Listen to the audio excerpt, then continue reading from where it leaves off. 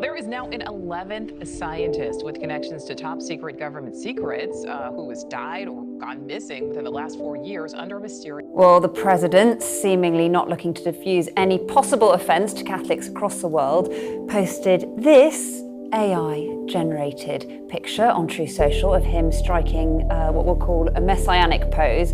Well, he has said... So he said he was against wars. You're absolutely right about that, especially against Middle Eastern wars. And he said he was worried that Kamala Harris and Joe Biden were going to take us into World War III, okay? And now what do we have? Ben-Gvir threat... Right now, we are halfway through Sexual Assault Awareness Month. And tragically, there have been several headlines in just the last few days that really remind all of us of how prevalent this issue is, particularly... Welcome to the sacrificed.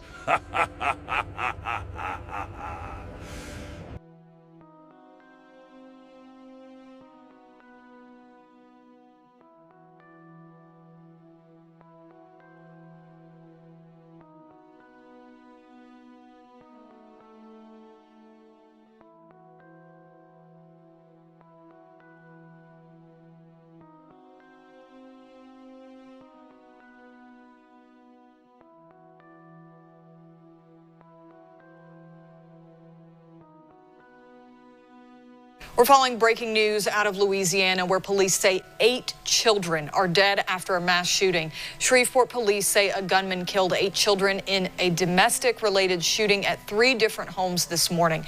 The victims range in age from 1 to about 14 years old, and some of them were related to the suspect. 10 people total were shot. Police say the suspect died after a chase with officers in a stolen car. They are still investigating and have not released the names of anyone involved at this point. This is all preliminary information. This is a very large scene with 4 specific locations that we are currently addressing events from early this morning. This morning, officers responded to a shooting that occurred just after 6 a.m. In doing so, we've determined that this was a domestic call in nature. The responding officers located a crime scene here in the 300 block of West 79th Street. And this is a rather extensive crime scene spanning between 2 residences here. There is also another residence on Harrison Street that is part of this crime scene as well. Right now we have at least 10 individuals that were struck by gunfire last night in a domestic disturbance. 8 of these individuals are deceased. The ranges of the decedents are from 1 year of age to approximately 14 years of age. All of the deceased in this case are juvenile. The individual responsible, once leaving this scene, performed a carjacking right here in close proximity to the corner of West 79th and Linwood, at which point in time Shreveport Police patrol officers got behind that vehicle and a chase ensued. The vehicle was chased into Bossier Parish, and at which point in time Shreveport police officers did discharge their firearm, and that individual is deceased.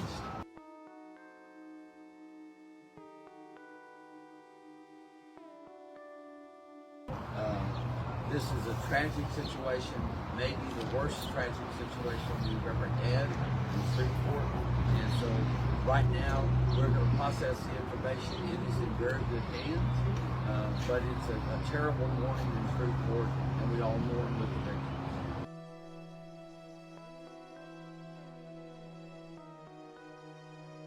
My heart is just taken back. I just cannot begin to imagine how such an event can occur. I want to let the community know that all of my resources are out here processing every piece of evidence in every scene, and at some time in the near future we'll be able to give some more conclusive information about exactly what took place. Hello everyone, I am the world's highest IQ record holder, Young-Hoon Kim. Today, I want to declare this important message. The end is near, and Jesus Christ is coming soon. This world will not continue forever as it is now. Jesus Christ will come again, And the end is not the moment when everything simply collapses into nothing. It is the day when the true king returns and makes all things right. Many people think of the end times as nothing but fear or war, disaster, chaos, darkness. But that is not the center of the Christian message. The center of the end times is the victory of Jesus Christ. Evil will end, death will end, and the lordship of Jesus Christ will be revealed before the whole world. Let me explain this simply. Think of this world as a beautifully designed system. God created it with order, meaning, and purpose. But humanity tried to take God's place. Instead of living under God, man wanted to become his own king. That is why this world is broken. That is why there is pain, confusion, evil, and death. But God did not abandon this broken world. He sent Jesus Christ. Through the cross and the resurrection, he opened the way of salvation. And the Bible tells us clearly, Jesus will come again. His return will not be a small hidden event. It will be a public return. The whole world will know, and it will be the return of the King. But now, the real question begins. When will that day come? Why did Isaac Newton speak about 2060? And are we living in the signs of the last days right now? And are we living in the signs of the last days right now? Well, the president, seemingly not looking to diffuse any possible offence to Catholics across the world, posted this AI-generated picture on Truth Social of him striking what we'll call a messianic pose. Well, he has since deleted that post, but he doubled down on his criticism of the pontiff in the last hour.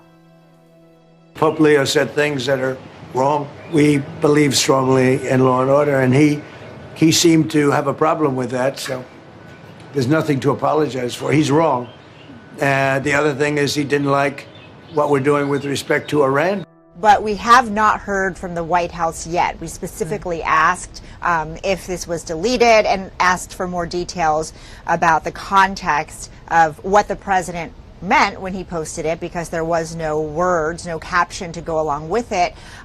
We want to know who originally posted it and why it was taken down. Now, you may remember that the last time President Trump posted something that really started a huge controversy was a video depicting the Obamas in a very negative way. And the president ultimately said that he wasn't the one who posted it. He said that it was a staffer who did it. I remember asking the president if that staffer was fired, and he said no. But we don't know the situation in this case. What we do know is that picture is no longer on his Truth Social account.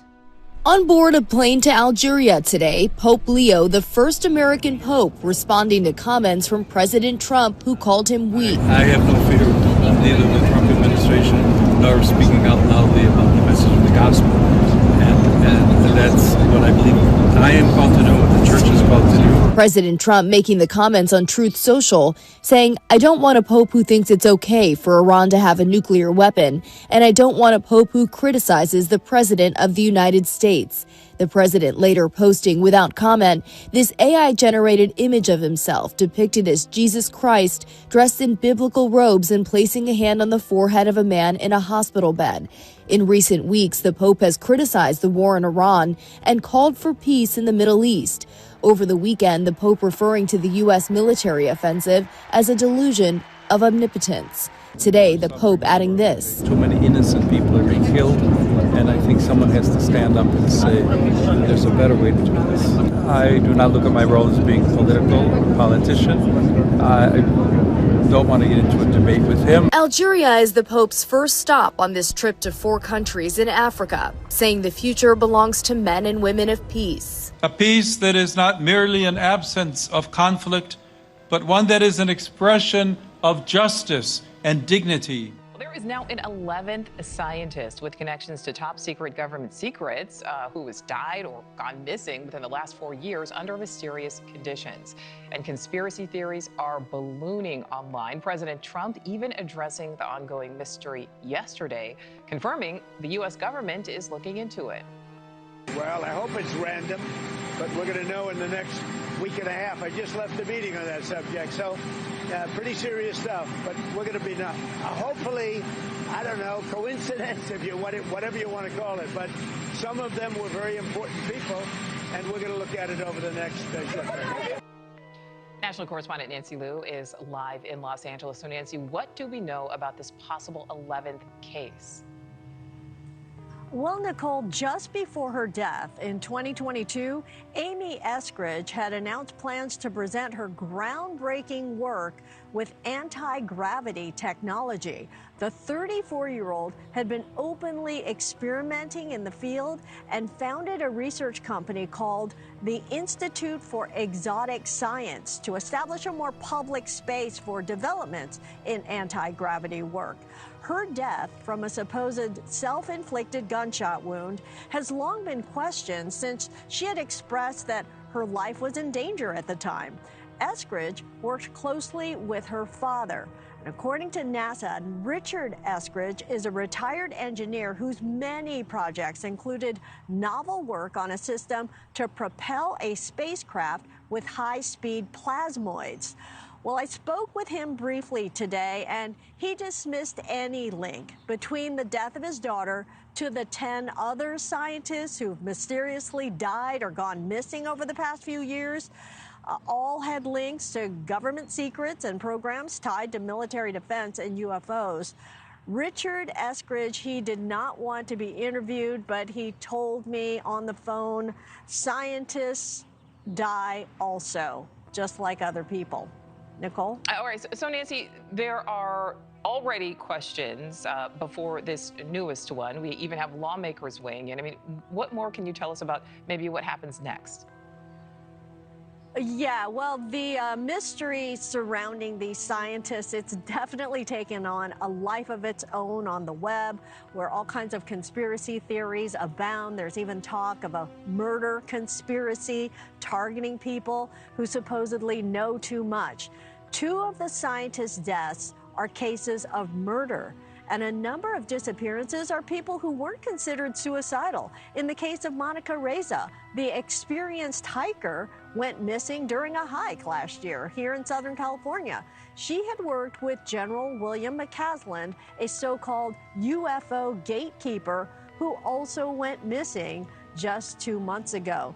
Now, we just got a statement from Republican Congressman Eric Burleson, who's among those pushing for answers. He tells News Nation, these are some of the most advanced scientists and researchers in our nation. One of the really fascinating things that I've not been able to share on other shows, in 1976, 2 physicists are at Sandia Labs, Eric Jumper and John Jackson. They're at the Air Force Academy. They have an VP8 image analyzer. The VP8 image analyzer is designed to study what happens to the surface of the Earth after a nuclear explosion. He doesn't have the actual shroud. He just has a photo of the shroud that he puts through the VP8 image analyzer in 1976.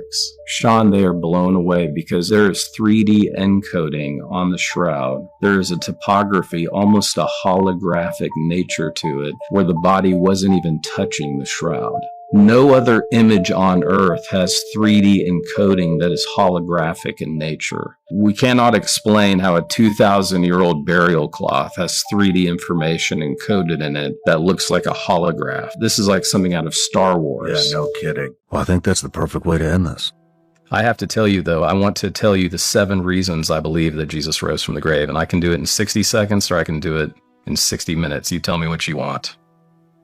Let's just go. Okay. Let's go longer than 60 seconds. Okay, I can do it in 60 seconds, but what I want people to know is based on the evidence, Jesus' resurrection is the only way that we ultimately make sense of the suffering in our lives.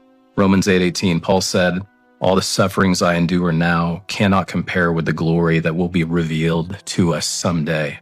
That's the number one reason I believe in the resurrection. Suffering doesn't make sense without it. Number two, Jesus called it. He foretold it. You've heard of Babe Ruth calling a shot, Joe Namath calling a shot, Muhammad Ali. Nobody called their shot like Jesus did. Jesus was constantly predicting his death, burial, and resurrection. Mark 8:31, Mark 9:31, Mark 10:33 and 34. This is where Jesus said, the Son of Man, which was his favorite self-designation, that comes out of Daniel 7. He uses it 69 times. Remember, Sean, we only have 89 chapters in the Gospels. We have parts of 26 days of the life of Jesus. 1/3 of the Gospels is what this program has been about. The death, burial, and resurrection. It all points to that fact that energized the church in Acts 17:6 to turn the world upside down. So it's the only way we make sense of the suffering in our world. Jesus foretold it. Jesus also adumbrated. He showed he had power over death. Mark 5, he raises Jairus' daughter from the dead. Luke 7, he raises the widow of Nain's son from the dead. And then, of course, John 11, he raises Lazarus from the dead. I've been in Lazarus' tomb in Bethany. Many Christians don't go there because it's West Bank or whatever. I had a great time there. I got all the way down to the tomb, Sean, and I literally yelled out, "Lazarus, come forth!"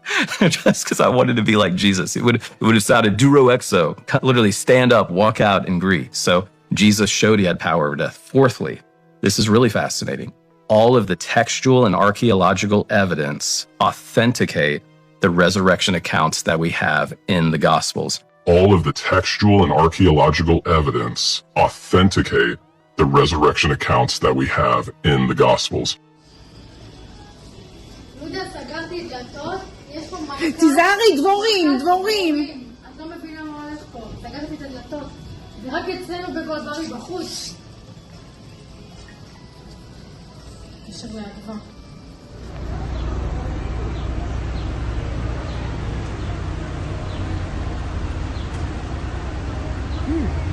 If you start doing a deep dive on Christian beliefs about the end times and Islamic beliefs about the end times, I'm going to show you some things that are A, going to blow your mind, and B, going to send a chill down your spine. In Islamic eschatology, there will be an end times messianic figure that's called the Mahdi that usher in the end of the world and paradise in Islam. Now, I'm going to bullet point for you what Muslims believe the Mahdi will do. If you are a Bible-aware Christian, you're going to have a whole bunch of like flashing red lights in your head going, whoa, whoa, whoa, that sounds familiar. In Islamic eschatology, the Mahdi will emerge as a charismatic messianic world leader during global chaos. He will take control of the world and destroy everyone who resists him. He will invade many nations. He will rule and reign for 7 years. He will broker a 7-year peace treaty with the Jews. He will conquer Israel and massacre the Jews. He will establish an Islamic one-world government headquartered in Jerusalem. He will establish Islam as the only acceptable religion. He will come on a white horse. Hello.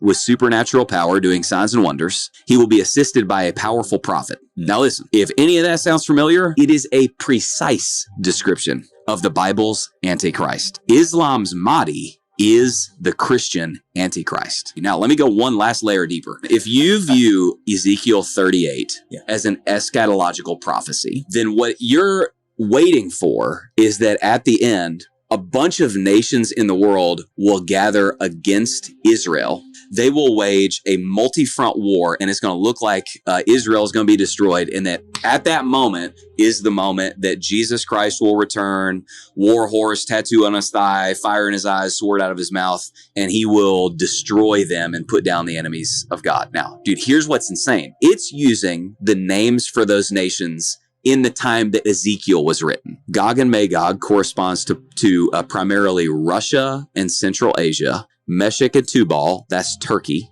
Persia is Iran. Cush is Sudan. Put is Libya. Gomer is Turkey. And Beth Togarmah is also Turkey. All but one of those today are Islamic nations. And guess what is the fastest growing religion in the only one of those nations that is not yet an Islamic nation? Russia. Islam. Wow. I'm just telling you, man, I don't know how to read these things without at least wondering if Islam, the rise of Islam, is ushering in the events of the biblically prescribed end times. Islam, the rise of Islam, is ushering in the events of the biblically prescribed end time. Trump ally Bishop Robert Barron of Minnesota says the president owes the Pope an apology, calling the comments inappropriate and disrespectful. Look, to get the truest opinion, you have to get out of the bubble that is Washington, D.C. And so I'll be honest, we plucked this church off a map, but we headed out to Virginia. This is Trump country. This is where Trump does well and has done well for a number of years now. It's also, like many parts of America, it's very, very religious. And this Catholic church seemed to me to be a relatively good place to begin, just to understand whether people are offended either by his criticism of the Pope or offended by that rather bizarre image that came out overnight. Incidentally, one of numerous messages that he was posting on social media at literally all hours of the night. So we spent the morning here. We joined them for Mass at midday.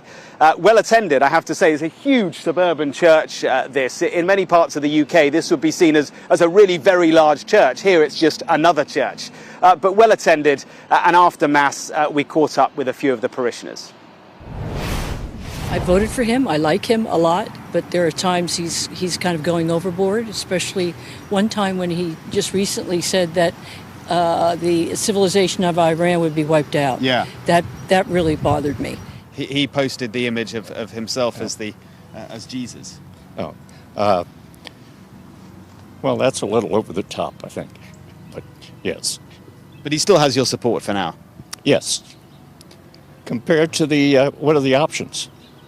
The ones that vote for him are going to vote for him through thick and thin, no matter what. Because aside from this picture, this is the best president we've ever had, bar none. The president posted this last night.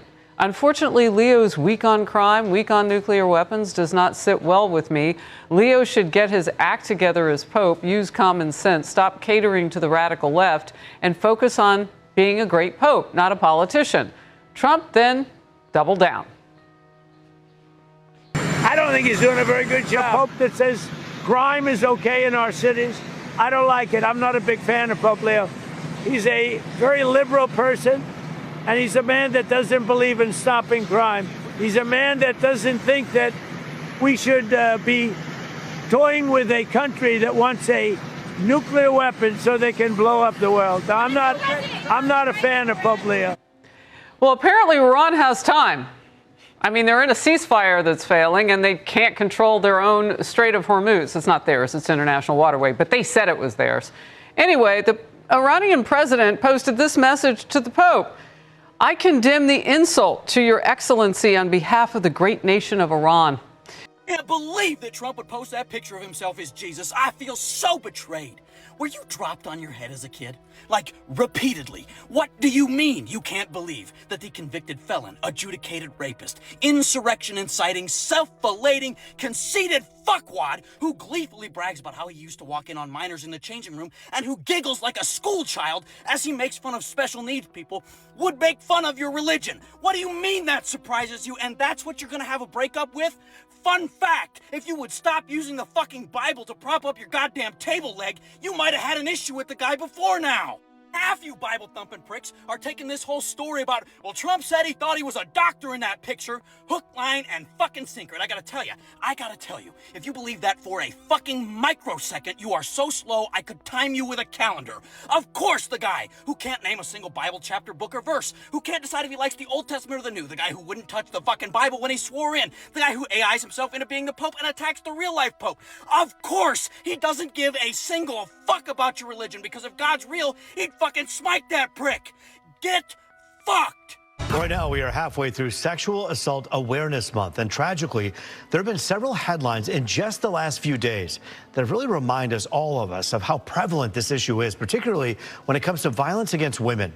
Tonight, we're going to talk about several news stories over the last 7 days that might be really hard to hear, including a U.S. congressman's alleged sexual assaults of multiple women, a renewed discussion over consent, a former lieutenant governor taking the lives of his wife and his own, and a bombshell investigation by CNN exposing a worldwide ring of men who systemically target and abuse their own wives. And that investigation is the main reason we're talking about all of this tonight. My executive producer, Dylan Dahlberg, and I spoke about this at length. And even though this is going to be extremely disturbing and hard to talk about, tough for a lot of people to hear, it's an important story that really needs to be talked about. Millions of men from all over the world collaborating on ways to drug and abuse the people they swore vows to love and protect, and teaching each other how to do it. The fallout from this investigation spreading like wildfire on social media. So here to unpack some of this for us is Dr. Tracy Stolberg, a marriage and family therapist who has a lot of experience dealing with tragedies just like the ones we're talking about tonight. Before we get into it, though, we thought it might be a little bit helpful to take this by the numbers and break down the hard truth behind the topic. Take a look at this. First, in just this last month, there were 82 million visits to that online Rape Academy website. So hard to even say those words, which we're going to talk about in just a second here. Meantime, across the U.S., between 10 to 14% of married women are raped by their partners. And in 17 states, a spouse cannot be convicted of raping a partner who is unconscious, drugged, or otherwise incapacitated, all because of outdated laws still in the books. In the meantime, according to a survey conducted by the National Resource Center on Domestic Violence, 50% of male college students believe it is impossible for a man to rape his wife, and 34% said they would rape someone if they knew they could get away with it.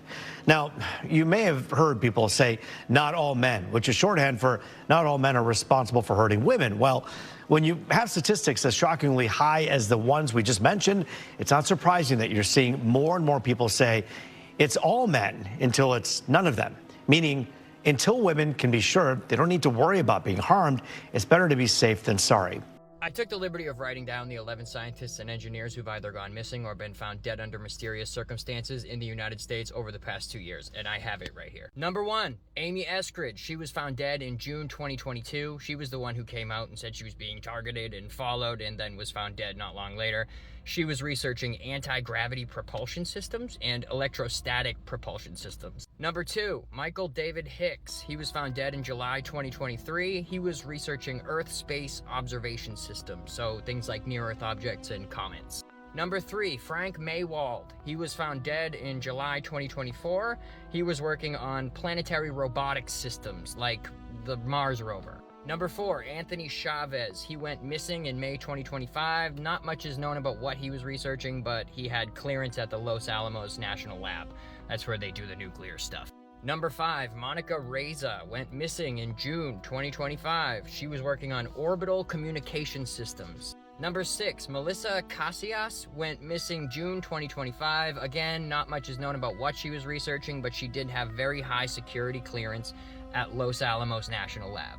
Number 7, Steven Garcia went missing August 2025. He was a nuclear weapons engineer. Number 8, this one's fairly close to me. This is Jason Thomas. He was found dead in the lake in January 2026, but went missing in December 2025 when he left his house without his wallet or keys for no reason. He was working on chemical biology and experimental drug development. Number 9, Nuno Loureiro was shot dead in December 2025.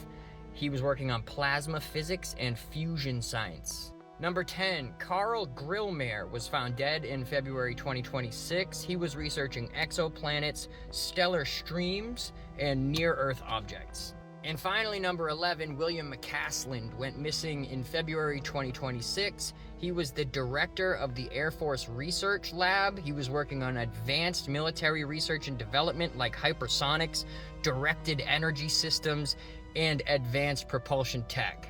Now, normally I'm not one for conspiracy theories unless they're absolutely airtight. I feel like speculation doesn't help anyone with anything. But when you start to get 11 points that create the same line, I feel like we're leaving speculation land pretty quick. This feels like the beginning of a movie where I end up running through a field and hiding in a barn while there's aliens above me. And that's because I'm the main character in my movie. You could also be the main character in your film where you're running through a field.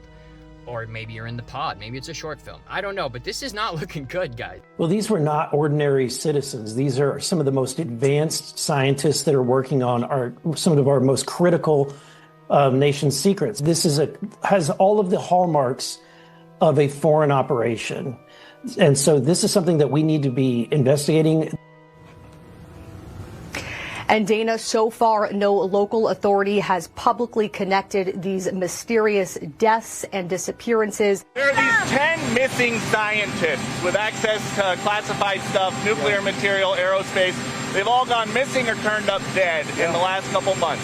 Based on what you've been briefed, what do you think is happening here, and do you think that this is connected or totally random? Well, I hope it's random, but we're going to know in the next week and a half. I just left the meeting on that subject, so pretty serious stuff. But we're going to be hopefully, I don't know, coincidence, if you whatever you want to call it. But some of them were very important people, and we're going to look at it over the next short. It's an unfortunate reality that people often go missing and are never found. But is it just a tragic coincidence that 4 people with reported ties to nuclear facilities and other technology have disappeared in New Mexico in the last year? It's a question being asked even at the White House, and it's bringing missing persons cases that we reported on back into the spotlight. There are now 10 American scientists who have either gone missing or died since mid-2024. They all reportedly had access to classified nuclear or aerospace material. Is anybody investigating this to see if these things are connected?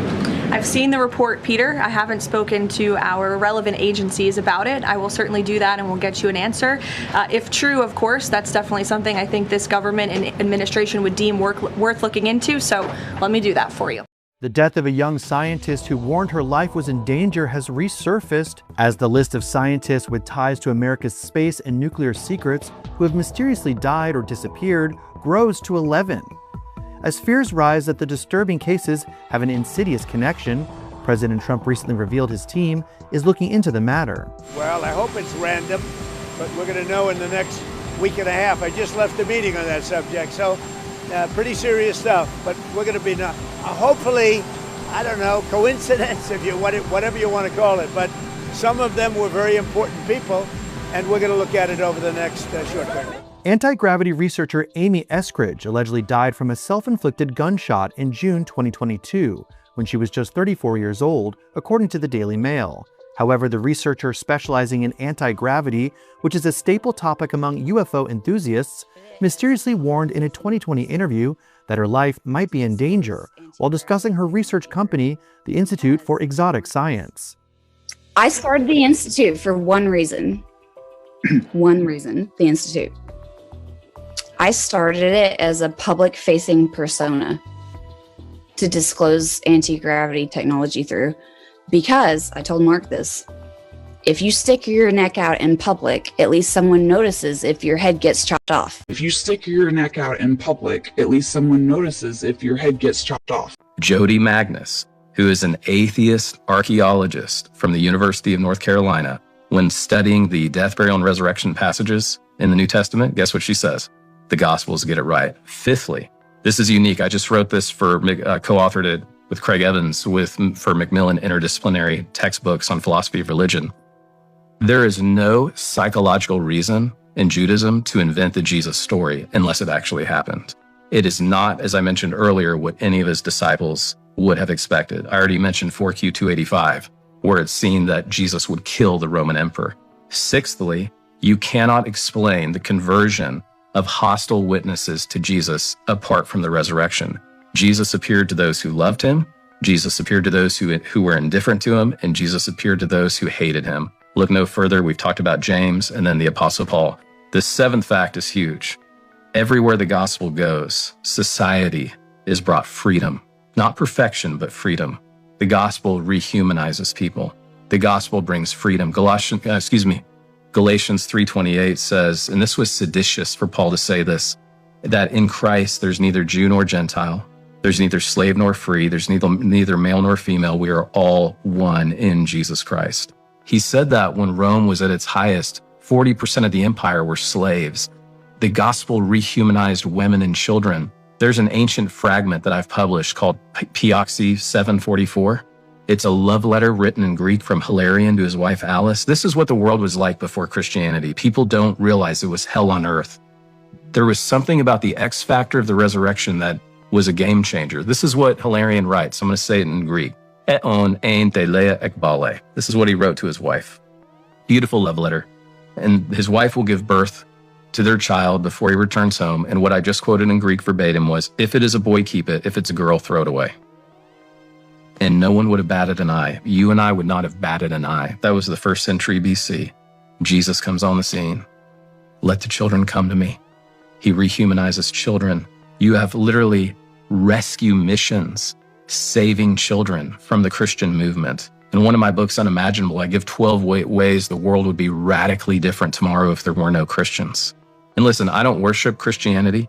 I don't worship the Bible. I don't worship the church. I worship the risen Christ. I want to make that very clear. But I also want to make it clear, the church is the greatest force for good on planet Earth. And we don't talk enough about what the Jesus movement does. All the idiots get the clickbaits, the people that fall, the people that can't keep their life straight. But you know what? There's an army of believers out there doing amazing work. They're the front line in every time there's a disaster. They want to help people. They want to love their enemies, pray for those who persecute them, and just be there. My daughter's in Montreal right now, serving Canadians, loving Jesus, freezing her tail off just to tell people about Jesus with a group from our Christian Academy. This is what is the most underreported phenomenon, is the impact that the gospel made. And of course, then the 8th reason is the Shroud of Turin. So I've just given you the top 8 reasons of why I believe Jesus rose from the grave and why it matters today. Thank you. If Islam, the rise of Islam, is ushering in the events of the biblically prescribed end times. Now listen, Christians should love Muslims. God loves all people, wants to save all people. They're Gentiles too that God wants to save. Christians should hate Islam. It is a demonic ideology and religion that destroys and enslaves the people that adhere to it. You have successfully destroyed Iran. You will have to turn your attentions to the destruction of Turkey. Now, Turkey, as they call it now, is standing on the sidelines, but they're not stupid. They understand what's really happening. They understand what Israel's goals are, and they've already concluded, I think, that they are inevitably going to come to blows with Israel, and that's probably going to happen in Syria. Turkey is better armed in many respects than Iran. It has a real navy. It has substantially and probably the best army in NATO from the standpoint of numbers and equipment and so forth. So the next step is to destroy Turkey. So let's not delude ourselves what this is about. A sky humming with tens of thousands of wings, bees flood Israeli streets, shutters slam, whispers rise of divine judgment. Fear spreads faster than facts, but beneath the buzz, science points to something far less mystical. In a region on edge, are these swarms an omen, or just nature misread?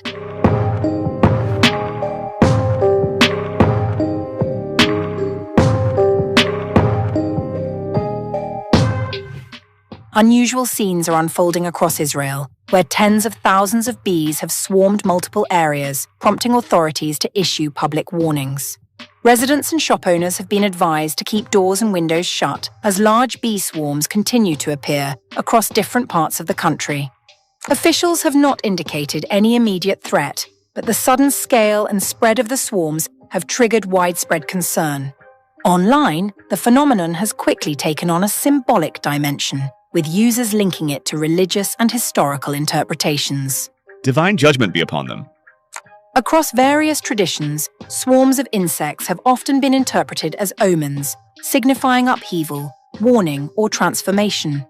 In some Christian and biblical symbolism circles, swarms of bees appear in older commentaries and allegorical readings as a sign of large, overwhelming forces or plagues. In Islamic and other Near Eastern traditions, insects like wasps or locust-like swarms are used in scripture as metaphors for punitive hosts sent by God, and bees can be folded into similar imagery of a divine swarm afflicting or warning a people. But the world has changed, as you mentioned, and we live it on a daily basis. We're now looking at the Ukraine's lessons learned, Russian behavior, and other of their collaborators. So we have to get ready for large-scale conflicts, more conventional So we need a different military to do that and different capabilities. His foreign policy has been a disaster. So let's get back to the main issue here. So he said he was against the wars. You're absolutely right about that, especially against Middle Eastern wars. And he said he was worried that Kamala Harris and Joe Biden were going to take us into World War III, okay? And now what do we have? Ben Gvir threatening nukes. And by the way, if you haven't heard, China and Pakistan have said that if Israel nukes Iran, they will nuke Israel. So here we are on the precipice of a nuclear holocaust because this baboon is in office and he's like, oh, Bibi, how can I make you happy? Can you please give me more money? Am I going to be a hero, Bibi? I can't stand this guy. And doing the exact opposite of what he promised. Okay. The exact opposite. And one more thing a point that Glenn made that is really important.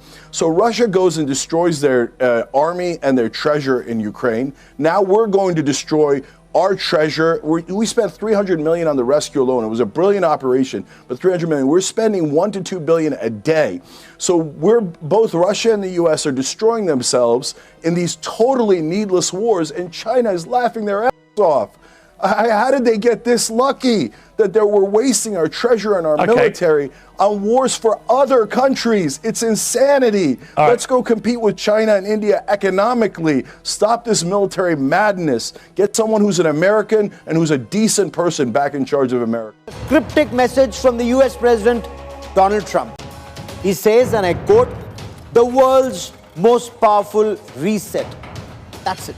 That's the short message from US President Donald Trump. He's just put this out as all eyes now are looking at developments in Islamabad. But now he goes on to say, and I'm quoting Donald Trump here, he says, world's most powerful reset. That's all that he says there. Steve Gill, what do you think he is referring to? What do you make of this cryptic post? Yeah, first of all, let me just touch something that Nick said a little while ago. All these parties are communicating to different audiences. Iran is communicating internally that they're not backing down, that they're tough. They're communicating globally that they do have leverage over the Straits of Hormuz. But the only communication that matters, and again, talking with each other is better than shooting at each other. It doesn't guarantee that you'll have a successful negotiation. But the only communication that really matters is what's happening behind those closed doors, as Nick pointed out. And I do think it will be Iran and the U.S. talking. I don't think Pakistan will be handling the negotiation in any way. They've hosted it. I think Pakistan is wanting to elevate their global profile by showing that they are a bigger player by hosting this negotiation. But I don't think that they'll actually be in the room. And I'm hopeful that some of these women with this particular case, one in particular said she was willing to have sex. But what she wasn't willing to do is go to a bar, think that they're just going to have a drink, and then not remember anything and wake up. And then we have another case, obviously, in the news on this really important month to talk about stopping violence against women. And this one was the murder-suicide that we just reported upon today with that high-level lieutenant governor, former lieutenant governor, and his wife. This is obviously a very tragic turn of events, but one that we see all too often. I think you're right. I mean, I believe that there was a restraining order as well because there had been violence in this family. My heart breaks. Those kids were in the house. What had to have been going through his mind to decide he was going to kill this person and then kill himself because he's too much of a coward to... Sure. Well, it is a very sad case, and that one, of course, is one that continues to haunt so many people. But the most dangerous time for so many people is when they're planning on leaving a marriage, as you've reported to us before. And we know so many therapists have talked about. Look, the bottom line is all of us have a responsibility to call out bad behavior and terrible behavior and abhorrent behavior. And that's hopefully what we're beginning is that we start the conversation at this table. It continues in the important places in your home where that can then continue as well. Dr. Tracy Stolberg. My office found out about it last year. We sent a letter to the FBI about a gentleman named Matthew Sullivan, who actually we had reached out to. He was scheduled to come in for an interview. Within 2 weeks, he had suspiciously committed suicide. That report was referred to the Office of Inspector General. They deemed it credible and urgent. They then referred it to the FBI. So this is not the first that we've heard of this. That was the first that we became aware of. The president was briefed extensively yesterday, and he's worried about it. You know, we hear about all this. We also know we're in a big-time race with China for all this, too. And then people wonder about the undisclosed UFO program that more and more people are pushing to get answers on. Is there a relation to any of that from which you could share with us? There certainly is. So General McCaslin, for example, is someone that we had reached out to twice to try to get some answers from. He is someone who has a critical role in working for the Air Force, particularly when it came to research. He was the one that oversaw a lot of this advanced research. He was someone that was very difficult to get a hold of, but we reached out to him twice, and then he just mysteriously disappeared. You know what's wondering? If one person disappears, we see press conferences and we see people and mysterious deaths. We would see family members. Why haven't we heard more from family members and associates about their concern?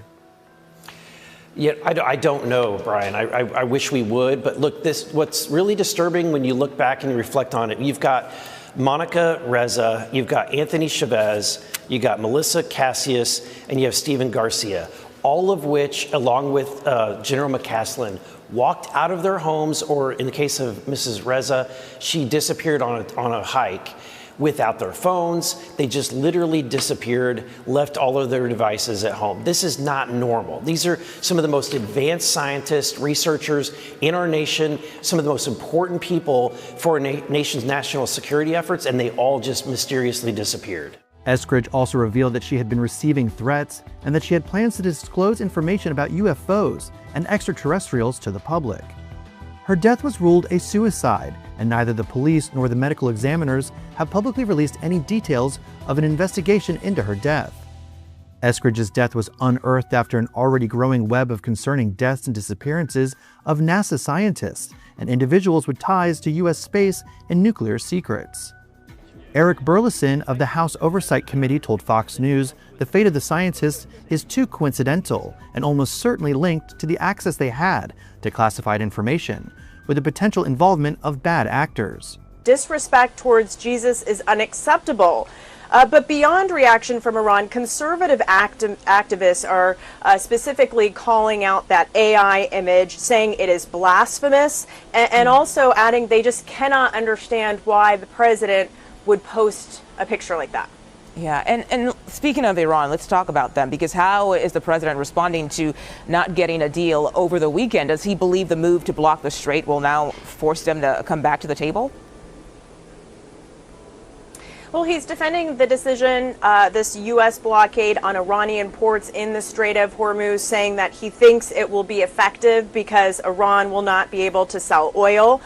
We know that the U.S. is also, according to the president, trying to find interdict vessels in international waters that have paid tolls to Iran, and that the U.S. is also beginning this operation to find mines that had been laid by Iran. So, you know, we are seeing this potential escalation in the strait. The president talking about the talks that broke down this weekend that did not lead to a breakthrough despite more than 20 hours of negotiations. Last night, President Trump unleashed a diatribe against Pope Leo in a lengthy Truth Social post, saying he's not a fan of the first American-born pontiff, calling him weak on crime and a terrible foreign policy. Later on the tarmac at Andrews Air Force Base, Trump doubled down on his comments to reporters. I don't think he's doing a very good job. He likes crime, I guess. He hit us thick of it. He's worried about fear. And Trump later posted this AI-generated image of himself in a robe laying his hands on a man surrounded by people praying. His comments came later after Pope Leo warned in a prayer vigil for peace over the weekend of the delusion of omnipotence that is becoming increasingly unpredictable and aggressive. His Palm Sunday homily quoted the prophet Isaiah, saying God does not listen to the prayers of those who wage war. Confirming that this blockade began in earnest a few hours ago now, and we are also starting to see reports come out of the region that there are at least a dozen US Navy ships stopping all vessels from entering and exiting Iranian ports.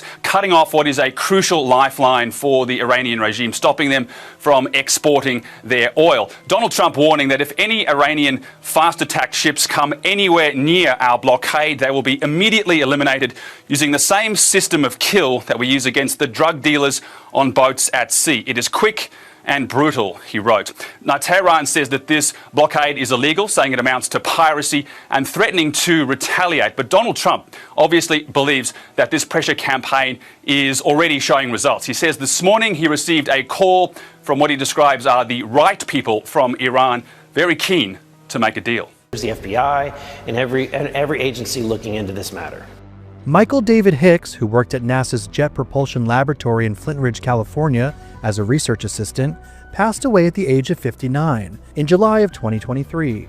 However, there's no public cause of death or autopsy for Hicks' passing, nor any mention of how he died in his obituary, although it does ask for donations in his memory to go to Alcoholics Anonymous.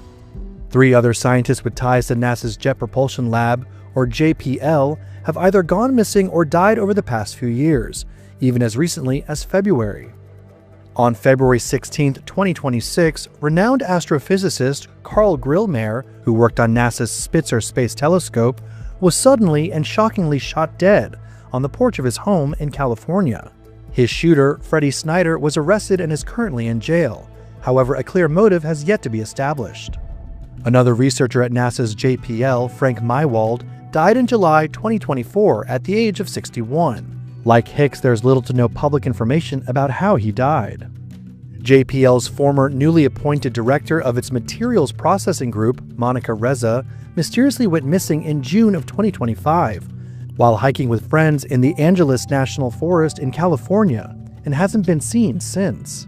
Reza's research in materials science was funded by the Air Force Research Laboratory at Wright-Patterson Base in Ohio, which is long rumored to hold extraterrestrial debris tied to the famous 1947 Roswell crash. The Air Force Research Lab was headed up by retired Air Force General William McCaslin, who also has shockingly gone missing.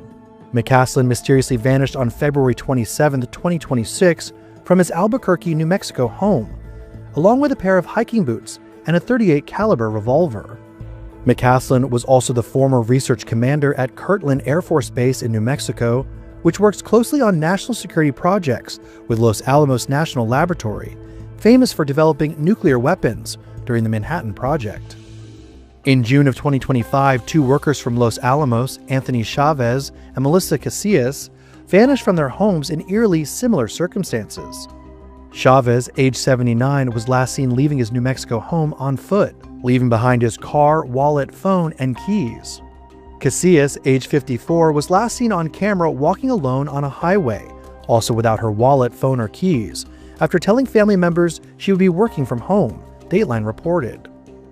Other dead or missing scientists include Jason Thomas, who led the chemical biology team at Novartis and was found dead in a lake this past March. Famous MIT physicist Nuno Loureiro, who was shot and killed last December, and Stephen Garcia, who worked on security for a producer of non-nuclear components in American-made nukes and went missing in August of last year.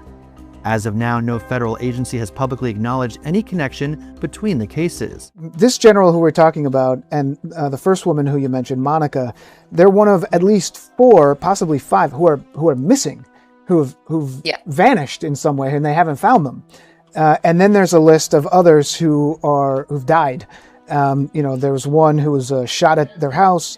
Others that died. You look at the autopsy reports, and there's a few that say natural causes, but it's just so curious, baffling, suspicious to have them sort of clustered together in this way. A lot of alarm bells ringing, certainly, and especially the concentration on shared projects as well. Yeah, I mean, it is mysterious. It is concerning. You think about like police detective procedurals on TV where the grizzled detective says, "I don't believe in coincidences," and this is a lot, right? These are a lot of different names. Who knows if these are connected in any way? Like one of the names up there was an MIT professor. But they do more than that. They are also targeting our critical infrastructure right here. We know that the Chinese have infiltrated our electrical grids.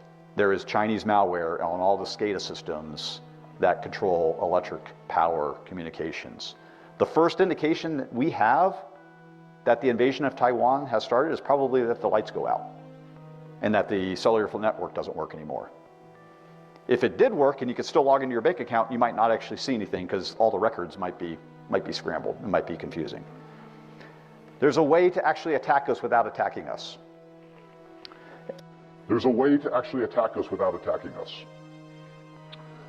Listen, Trump just threatened China, telling them if they give Iran anything, air defense, anything, it's gonna be a problem.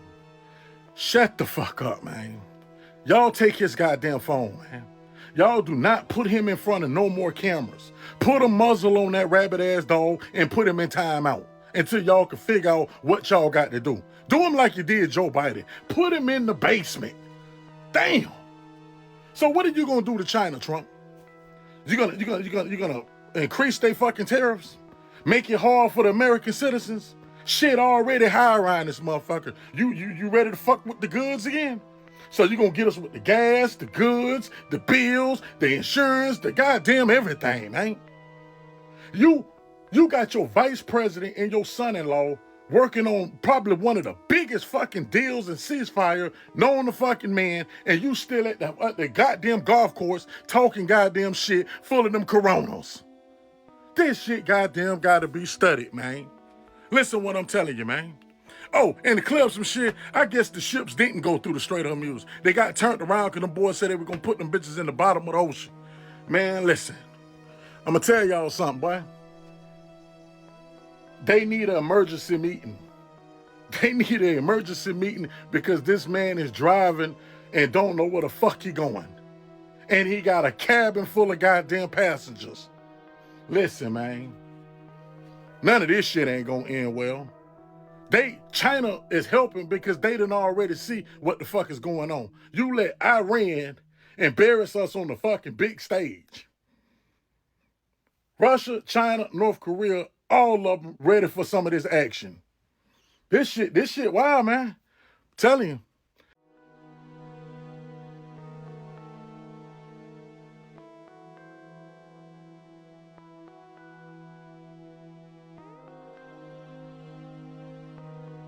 Trump banned mail-in votes so you dirty demon rats won't be able to cheat anymore. Hey, Cletus, first of all, if Trump hates mail-in votes so bad, why did he use one to vote in an election 2 fucking weeks ago? And second, Trump doesn't have any fucking authority to ban mail-in votes. And the fact that you're cheering for that says an awful lot about you. Another country had a leader that was trying to block one method of voting and threatened to send his masked goon squad to the polling place. You'd be calling them monsters. So make up your fucking mind. You're either against that shit or you're not. Felonious, Fanta-flavored fucking fascist knows that the jig is up and the bill is coming due in November. So he's throwing shit at the wall hoping it'll stick and give him the win. It's not gonna fucking work. No amount of fear-mongering and lies is going to block the massive fucking wave of accountability that's coming to drown out his bullshit forever. No amount of fear-mongering and lies is going to block the massive fucking wave of accountability that's coming to drown out his bullshit forever. It's coming to drown out his bullshit forever.